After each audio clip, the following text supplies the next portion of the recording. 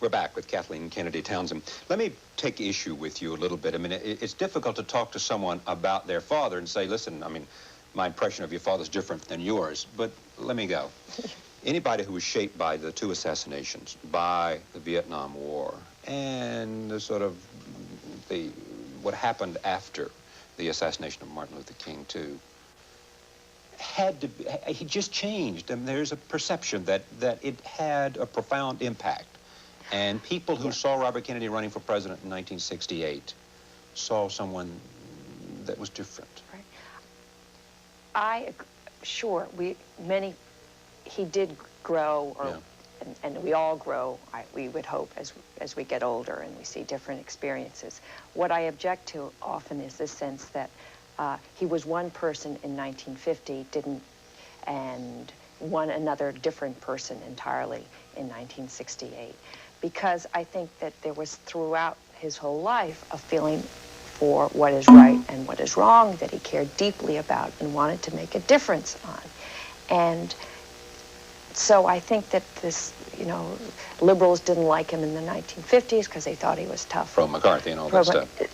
I object to that because I think that he really always had a sense that you should reach out to do what is right. Now, you may understand things a little more deeply as you grow older. Or you can be touched by suffering in a way that you've never seen it before, and it makes a difference in your life. That's right, and that's right.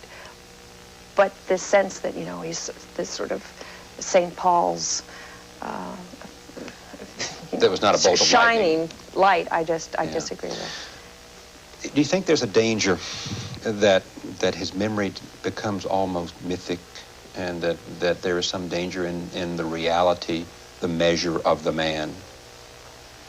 Well, yeah, I mean, I think that's, if people just idealize somebody, then that's a problem, because first of all, no person is perfect, and he would say that himself.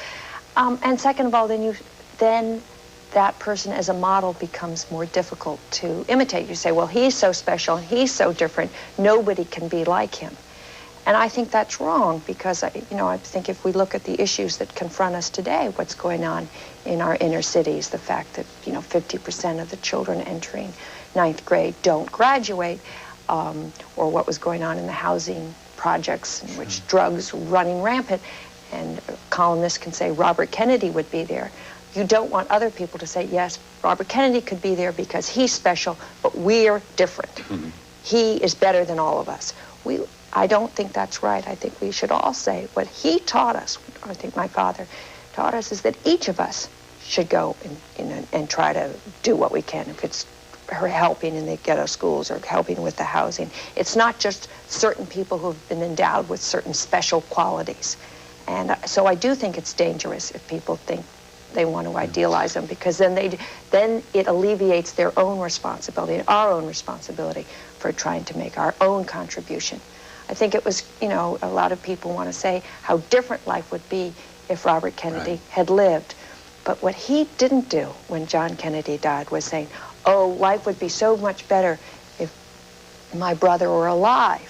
What he said is, what can I do? And he didn't sit around and complain, but he went out and tried to make his own contribution. Yeah.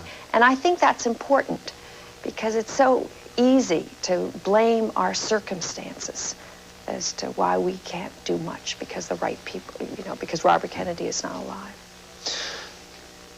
After your uncle's assassination, that must have been, for the family, just a time that we can't imagine. I remember seeing the pictures of your dad walking around Hickory Hill, his residence in McLean, the home in McLean, and just, how long did it take to come out of that for him? Well, do you ever come out of it? You come to grips with grief, I think, at some point.